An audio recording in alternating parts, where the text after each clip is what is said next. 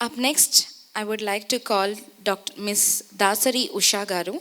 In the heart of Telangana's social awakening stands Mrs. DASARI USHA, a beacon of service, strength, and purpose.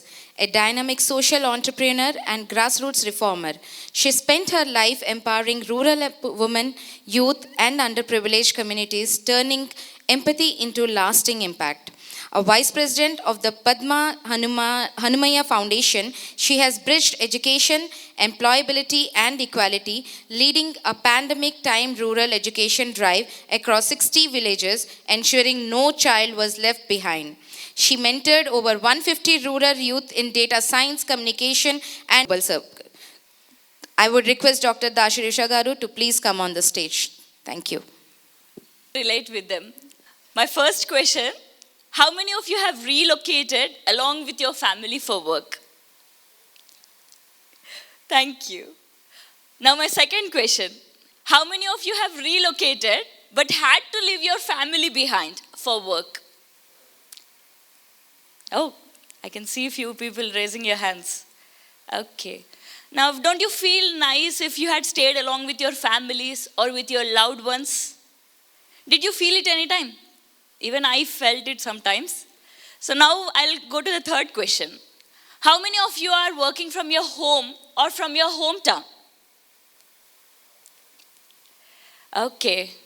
Now, all you people, just imagine how it would be if you don't have this work.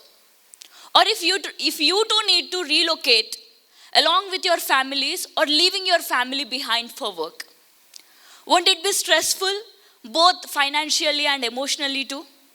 So let us put ourselves in the shoes of rural women who could neither work from their home because of lack of opportunities in their area, nor could they relocate because of various reasons. Now today, 36.5% of the total Indian population, that is 52.9 crores of them, are rural women, of which 57.9% are working as agricultural laborers. Next slide, please. Agricultural laborers, and they too are only seasonally employed. That is, they're getting work for only 2 to 3 months in a year. Various governments have intervened, and today 22.5% of these rural women are a part of SHGs, self-help groups. But these SHGs converting into enterprises is not happening as we expected. Next slide, please. So when I went to my village and spoke with my village women, I understood that the real barrier was not their desire or willingness. It is distance. Rural women don't resist work. They resist staying away from their family. So whenever a new development project is designed, they often expect the rural women to either move to a city or leave their loved ones behind. Now this unintentionally shuts her out. Empowerment isn't about teaching strength. She already has it. Empowerment is about bringing systems closer for her to use them. Now let us dwell into an ecosystem which works for her. Let's take this hub ecosystem for instance, where there is a centralized hub and there are spokes. Let us take these women as the spokes. And let us take an example for instance, where these women collect the raw materials such as leaves. They collect them, sort them, wash them, and then dry them. And after drying in the solar panels, they macro package them, and when this product is collected from all the rural women who are working and transported to the centralized hub for further processing, and then micro packaging, and then printing, and from there it will be sent, it will be packaged and shipped to the desired location. Now for this hub ecosystem to be in place, we need investments, obviously. Why? We need investments to provide with skills that can be monetized. We need to teach her with basic skills like speaking, how to respond, listening, problem solving, time management, and so on. We need to have workspace for the centralized hub to be in picture, and also machinery for this to work. And we need to train the women in how to use this machinery. Now, with around 1 crore investment, sustainable livelihood for 10,000 rural women can be achieved.